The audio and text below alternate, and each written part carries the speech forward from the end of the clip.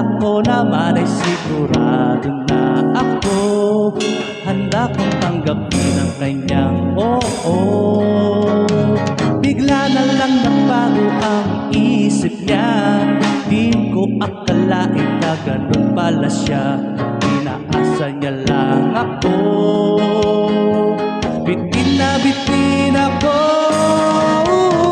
Hindi ko na alam kung makakaya ko pa, di bale na lang kaya ako papakayaan na sa puso niya.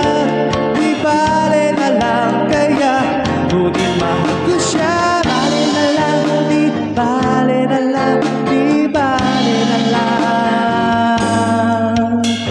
Ngayon, araw-araw lumilipas ang panahon, kalimutan ko siya'y malayo sa isip ko. Di kaya pinaikot niya lang ako. Bigla na namang nagbago ang isip niya, pagkakataong unang mapasagot ko siya. Pag sinabi ko'y di mabili,